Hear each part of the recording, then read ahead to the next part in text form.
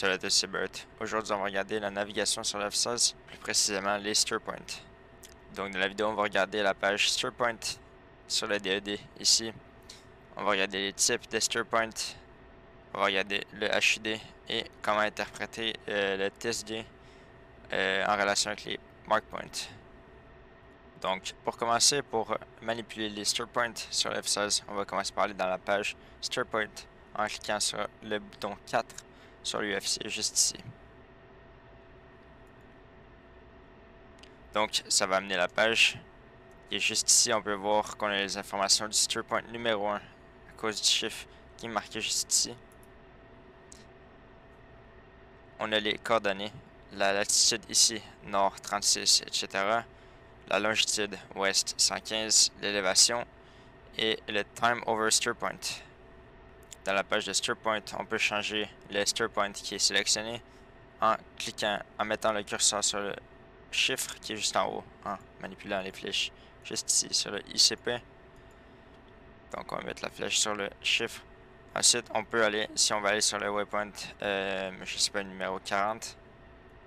On va mettre 4.0, on va faire Enter et on va être rendu sur le steer point 40. On peut aussi utiliser le ICP Increment et Decrement, qui est là, le bouton juste ici. Donc, on va juste cliquer sur les flèches, puis ça va faire descendre et monter les waypoints qu'on va voir. Sur le F16, le chiffre des steer points sont réservés à des utilités. Les chiffres de 1 à 20 sont réservés à la navigation GPS. Les chiffres 21 à 25 sont réservés à la conversion de coordonnées MGRS. Le numéro 25 est réservé au bullseye. Et les 26 à 30 sont réservés au mark point. Les mark points, ça va être un sujet à prendre dans une autre vidéo. Après le steer point 30 qui est utilisé pour les mark points, on peut aller jusqu'à 699 steer points. On a autant de plages qu'on veut. Donc on va commencer par la modification d'un steer point ou ajouter un steer point. Donc si on veut rajouter un steer point, on va commencer par aller sur le chiffre qu'on veut. Moi, le numéro 1 est déjà fait. Je ne vais pas toucher à mes steer points qui sont déjà créés. On va monter jusqu'à temps qu'il y en a un qui soit pas utilisé. Donc le numéro 8. J'ai pris en note des coordonnées en degrés, minutes, décimales, minutes. Je vais voir juste ici sur mon Scratchpad. Alors, pour commencer, on va rentrer, on va bouger le curseur vers latitude pour rentrer la latitude. Donc, on va commencer par rentrer la zone qui est le nord. La latitude, ça peut être nord ou sud, ça dépend dans quel hémisphère on est.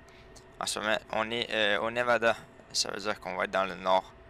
Donc, on va commencer par sélectionner nord, comme cela. Qu'on voit le nord, il est apparu. Si on était dans le sud, on pèserait sur 8. On peut voir même le S qui est juste à côté pour sud. Dans notre cas, on va mettre nord. Nord 3, 6, 1, 8, 6, 6, 2. Donc c'est autant simple qu'on prend les coordonnées, on les rentre comme cela. Une fois que c'est rentré, les chiffres, on va peser sur Enter juste ici. C'est important de mettre sous ce format-là. Ça veut dire 2 ou 3 chiffres en premier, ensuite 2 chiffres, 3 chiffres. Si on n'a pas les 3 chiffres en dernier, on rajoute des zéros. Donc, on va continuer sur la longitude. On peut voir que dans les coordonnées, on est à l'ouest du globe. Donc, on va peser sur 4 pour sélectionner ouest, la lettre qui est juste à côté d'ailleurs. Ouest. Si j'étais à l'est du globe, je cliquerais sur est juste ici. Alors, ouest, 1, 4, 2, 7, 8, 3, 8. Et ensuite, on va cliquer sur Enter. Donc, on peut voir que la coordonnée est rentrée. Et ensuite, on va rebaisser le curseur pour entrer l'élévation. Moi qui ai 1, 5, 2, 6 pieds. Et voilà. Donc, notre steer point est configuré. On peut même voir sur le TSD. Je vais enlever le Scratchpad. Que notre curseur en sélection est juste ici. devrait être à l'est de nous, ce qui fait du sens. Et voilà. Donc, pour éditer un stir point, ça va être la même manière qu'on crée un stir point. Ça veut dire qu'on va mettre notre curseur sur le truc qu'on veut changer. Si, dans mon cas, c'est la longitude. Je vais inventer une coordonnée. Si je voulais remettre... si je voulais, désolé. Si je voulais la modifier, on va mettre ouest. On va choisir ouest ici.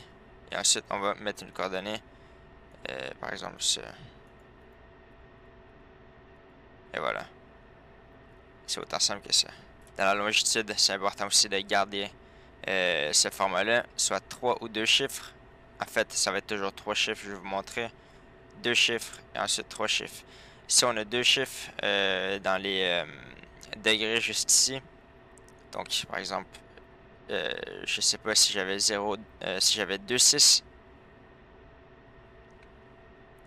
au lieu de marquer 2,6 comme ça, je vais marquer 0, 2,6 pour avoir les 3 chiffres dans les degrés sur la longitude, comme ça. Ensuite, pour la conversion de données MGRS en décimales minutes, décimales minutes, on va aller dans les waypoints 21 à 25. Donc, je vais aller sur le waypoint 21. Et ensuite, on voit ici qu'on a les données normales, ici GPS. Par contre, on va peser sur Sequence, sur notre ICP. Donc, on va mettre le curseur vers la droite. On va attendre un tout petit peu que la page se refresh, comme cela. Et on a maintenant une interface pour rentrer les coordonnées en MGRS. Donc ici, j'ai encore le même waypoint qui est juste ici. Et ensuite, on peut rentrer les coordonnées. Donc, on va rentrer la grid en premier. Ici, c'est 11 Sierra. Donc, on va commencer par rajouter les chiffres. On va mettre le curseur dessus. On va rentrer la grid. On va marquer les chiffres. Enter. Ça va changer directement vers la lettre.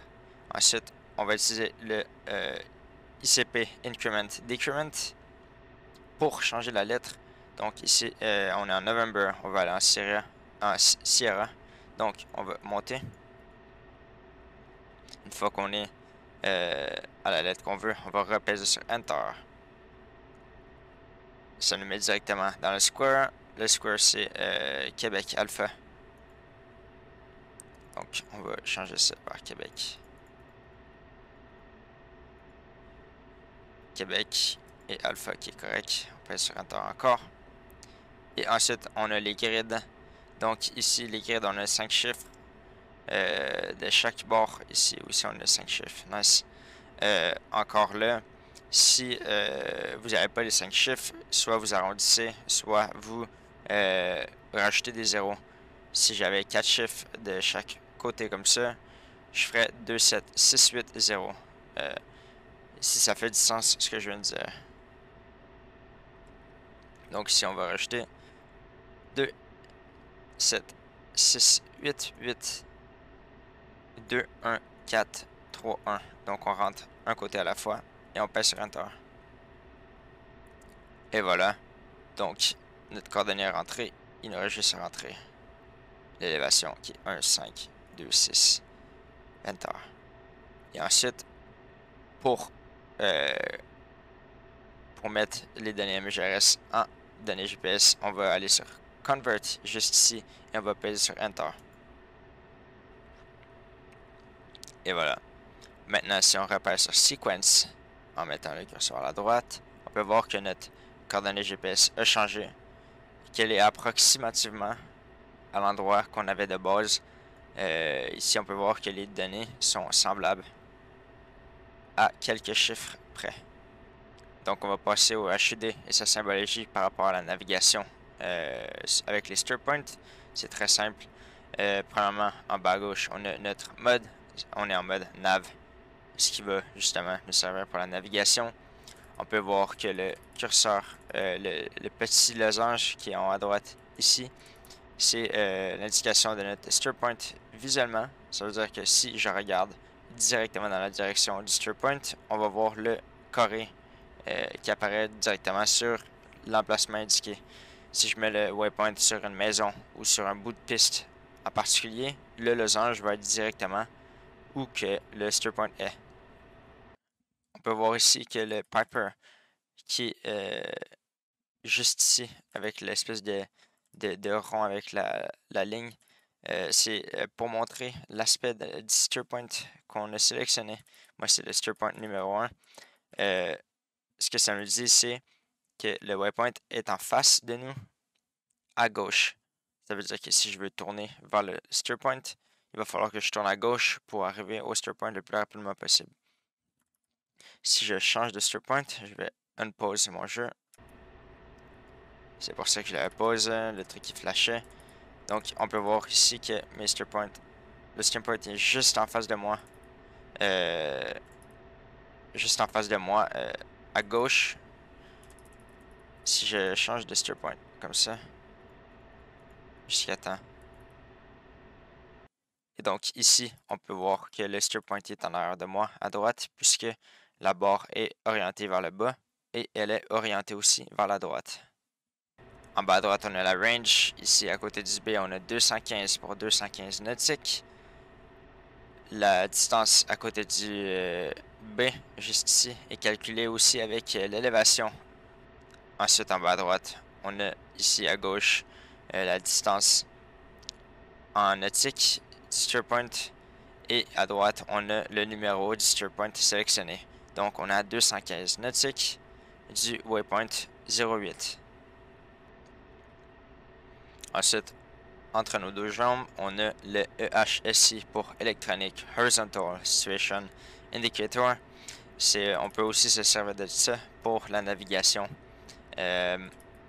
Alors ici, on peut voir que la flèche extérieure signifie la position du waypoint. On peut voir que le waypoint est à 350. La distance est en haut à gauche. Donc on est à 350 pour 215 nautiques. Ensuite, au milieu, on a la course et notre position relative à la course. C'est un truc que je vais voir probablement dans une autre vidéo quand on va parler de TACAN et de l'approche ILS. Et donc, et voilà, si je fais un exemple de navigation avec les waypoints en vol. Donc, si je change de waypoint en utilisant le steer point, on peut même voir le plan de vol sur mon écran de HSD sur ma droite. Donc, j'ai le premier waypoint qui est juste en face de moi. On peut même voir le losange du steer point qui est juste en face. Le losange du steer point, on le voit même quand on est sur le HMD. Donc, si je bouge comme ça, on le voit même sur le HMD. Donc, en ce moment, on peut voir que le steer point numéro 1, je suis à 13 nautiques. Et on peut voir le Piper juste ici qu'il va falloir que je tourne à gauche et que le waypoint est en face de moi. Comme ça. Et voilà. Et je vais retourner directement comme ça. Si je veux changer de waypoint, par exemple le numéro 2 qui est à ma gauche, on augmente comme ça. Et ensuite, on voit que le Piper est à gauche. Et qu'en plus, on a même le losange avec le X qui signifie qu'il n'est pas dans notre HUD. Si je tourne à gauche, comme dit notre Piper,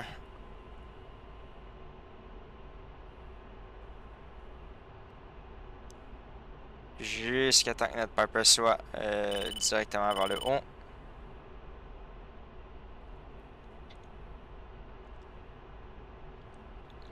Et ici, on voit le steer point. Et comme ça. Donc, on a 22 nautiques du steer point numéro 2. En plus, le steer point numéro 1, je l'ai mis sur Groom Lake, qui est juste en bas de moi. Et ensuite, si je veux le steer point numéro 3, d'ailleurs, je vais en profiter pour le montrer. Donc, le steer point numéro 3, je vais faire par exprès pour le mettre dans mon 6. Dans mon 6 heures. Donc, si je fais ça, je me mets Wings Level. Oups. Waypoint numéro 3. On peut voir que le Piper est vers le bas et gauche pour signifier qu'il est en arrière à gauche de moi. Donc, on va tourner comme ça et on va pousser des jets. On va mettre l'afterburner pour tourner rapidement.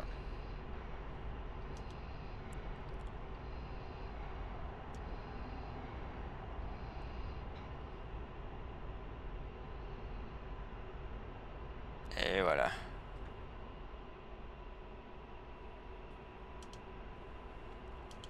Donc, la navigation GPS, c'est autant simple que ça. Dans le F16, on peut même s'aider du EHSID. Le EHSI, désolé, j'ai un peu bégayé. Si vous êtes un peu plus fancy. Donc, si je bouge de waypoint comme ça, on peut voir que la flèche bleue en bas bouge aussi. Et c'est donc ce qui conclut notre vidéo sur la navigation GPS et les SteerPoint. Merci d'avoir écouté la vidéo. J'espère que ça vous a été utile. Bon vol à vous.